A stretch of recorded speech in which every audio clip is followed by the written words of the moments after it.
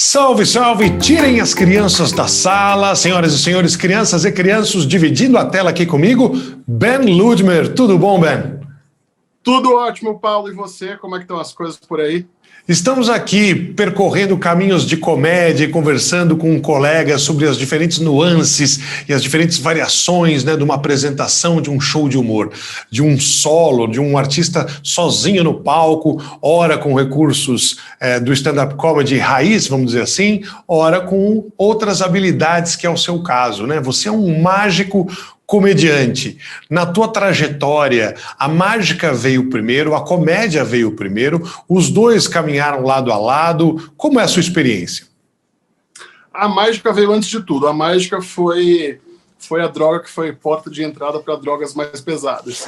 Eu comecei criança, com 3 anos de idade, naquele quiosquinho lá do shopping, na Faria Lima, e aí a coisa foi tomando um rumo que eu não esperava. Eu comecei a viver mágica intensamente. Então, todo aniversário eu ganhava um kit de mágica, até que com 12 anos eu ganhei meu primeiro número profissional e comecei a fazer show profissionalmente, comecei a ganhar dinheiro com isso. E aí, quando eu fui para os Estados Unidos, eu fui morar nos Estados Unidos já com 15 anos, eu descobri o stand-up comedy. Eu já tinha uma pegada de humor no que eu fazia, já fazia uma coisa meio metido, engraçado, só que aí os canais de stand-up comedy, o Seinfeld, estava tudo estourado, isso em 2000, e aí eu falei, cara, isso é muito legal, porque não é uma piada de salão, é uma contação de caos, tem uma história por trás. Eu não sabia ainda o que era storytelling, não sabia nada disso, mas eu sabia que era uma coisa diferente. Então a mágica sempre me trouxe para tudo que eu faço no palco, tanto que os musicais que eu fiz foram por causa da mágica também, eram personagens que faziam mágica, e a mágica terminou sendo um ponto de partida para tudo isso. E aí, quando eu voltei para o Brasil, eu parei de fazer festa infantil, que era o que eu fazia até a época que eu fui morar nos Estados Unidos, e aí eu falei, não, eu quero juntar aquela coisa de stand-up que eu vi nos Estados Unidos com mágica. Até que em 2005 só, quando eu conheci o Clube da Comédia, eu falei, agora sim tem um mercado no Brasil, dá para começar a brincar com isso. Aí foi assim que eu comecei. Essa experiência, né, de entrar por outras portas, né, até chegar ao caminho da comédia e aí se estabelecer como um humorista, um comediante de palco, ela te permitiu talvez aí vivenciar outras técnicas, outras rotinas, né, e outras formas de fazer, de criar uma apresentação de artes cênicas, né, como você falou, musical, puxa, tem que cantar, às vezes tem que dançar, sapatear, a mágica, nada a ver com isso, né, um outro caminho. Quando você foi para o caminho do humor, em que, na realidade, todos os elementos estão a serviço da risada, qual foi o maior desafio? Encaixar o momento em que aquilo tinha que fazer o público se surpreender, desviar a atenção para um truque, para um ilusionismo, para uma técnica de mágica. Como construir isso? Na verdade, a junção dos dois foi muito favorável, porque o humor ele serve muito à mágica.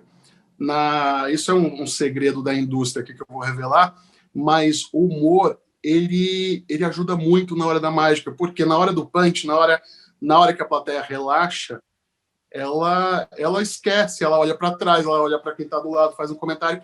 É nessa hora que você faz a trampa. Você tira alguma coisa do bolso, o truque termina sendo amigo da risada. É uma coisa muito maluca. E a mágica tem uma fórmula muito parecida com a comédia, essa coisa de criar tensão e relaxar.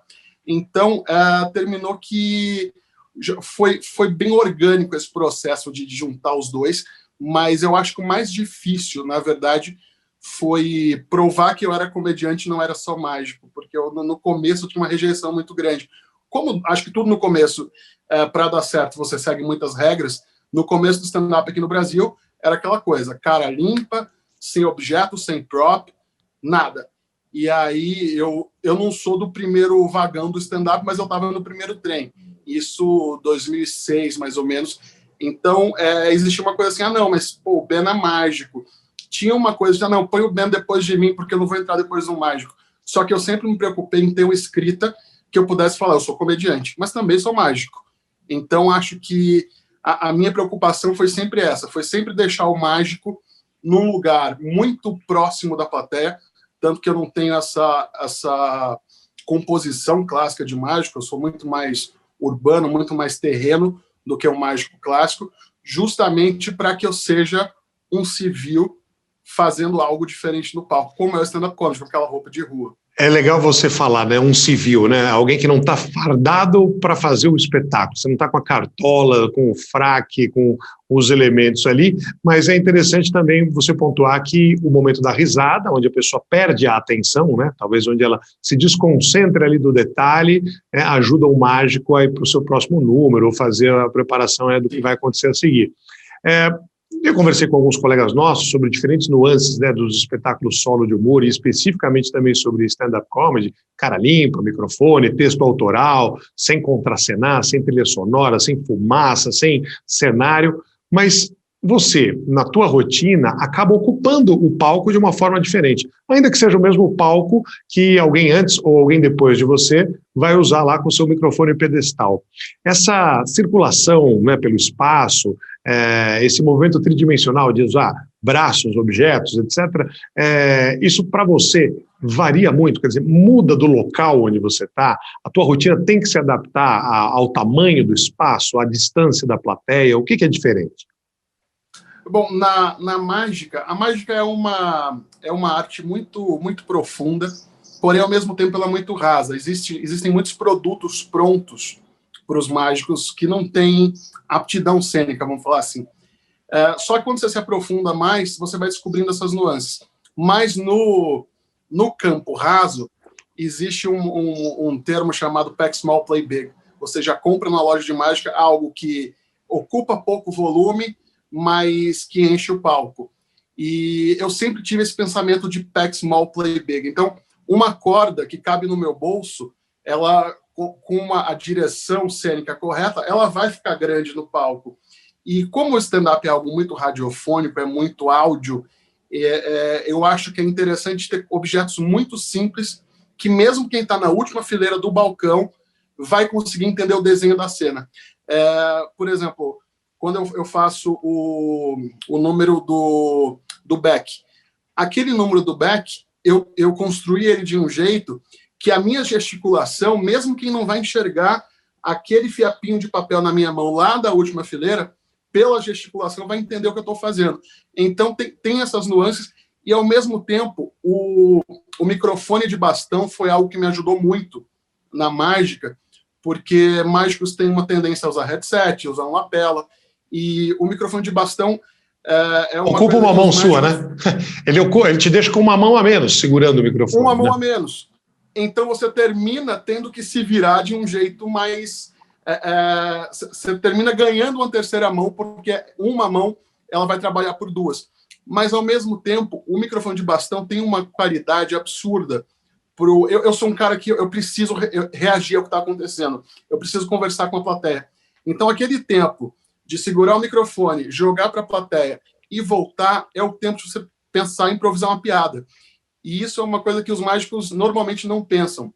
E eu fui entender depois como que o microfone de mão tem um poder sobre o público. Porque você pode, por exemplo, eu estou aqui falando, não, porque não sei o quê, mas um dia eu afastei o microfone um pouco, a plateia para ouvir porque eu estou falando baixo. Então, são essas nuances que eu acho que é a quilometragem que traz, mas, por outro lado, existe uma literatura mágica gigantesca que fala de toda essa questão cênica, toda essa construção, e hoje terminou virando uma coisa...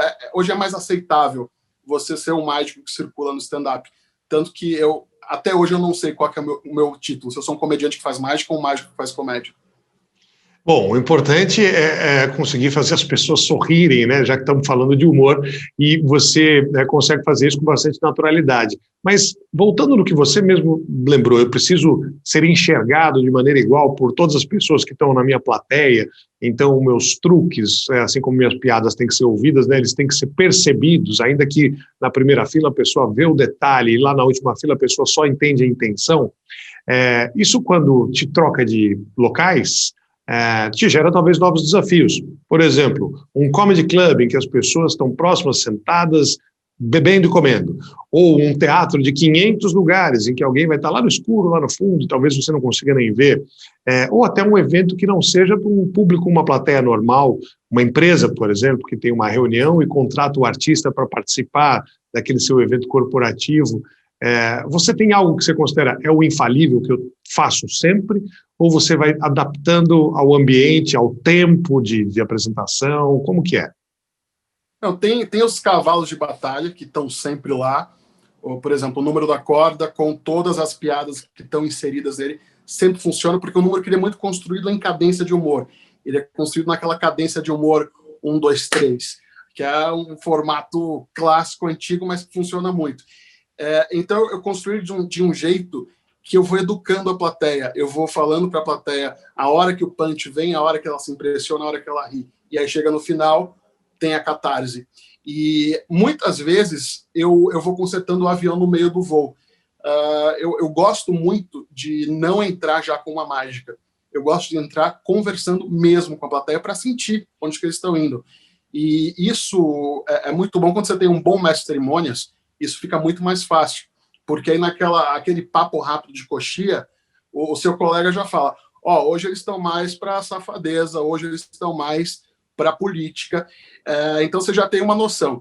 Só que, por exemplo, esse momento que eu estou vivendo foi um momento que eu me redescobri como artista, porque para eu fazer um número de cartas, por exemplo, num evento corporativo, eu precisava de uma estrutura gigantesca, eu precisava de 2 câmeras, de telão, de LED atrás de mim transmitindo tudo aquilo, e hoje em dia estou fazendo todos os meus shows online, eu só tenho uma câmera aqui, e eu posso fazer todos os números de close-up para essa câmera, e vai funcionar e vai chegar em todo mundo que está assistindo. Então, isso me deu muito mais bagagem para a comédia, porque os números que eu achava que eu não poderia fazer no stand-up comedy, eles estão funcionando aqui porque eu estou dentro dessa mídia, dentro desse veículo, e funciona de um jeito que eu não esperava.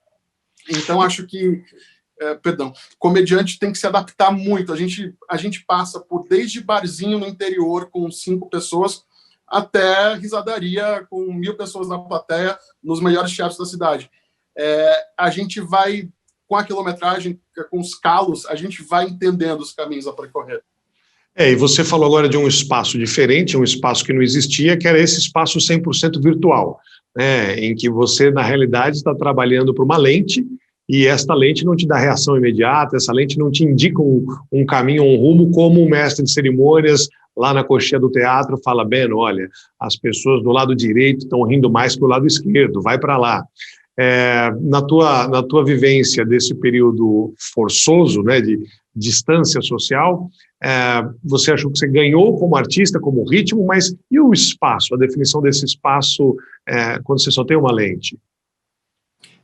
No começo foi muito estranho, eu não estava entendendo o que era, principalmente em ferramentas onde eu não tenho resposta imediata, porque às vezes você tem que interagir só com uma caixa de comentários, tem que interagir só com chat, e fica muito mais frio. Quando você tem um retorno como essa ferramenta aqui, que eu estou te vendo, você está me vendo, é muito mais fácil, porque o cérebro pega, ele entende que está havendo uma troca, não é aquela troca presencial, aquela troca de palco, mas é uma troca.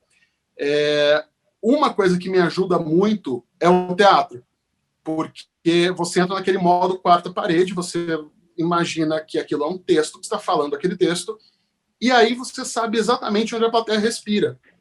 Então, ter essa noção de respiração do público, quando você não está vendo nem ouvindo o público, ajuda bastante, mas que é difícil, porque é muito mais frio, né? Desafiador, mas muito legal a tua vivência, a tua experiência, e parabéns pelo trabalho, Ben. Foi um prazer conversar contigo, espero que em breve estejamos juntos novamente, tá bom? Com certeza, grande abraço. Valeu, um abração para você, obrigado a todos.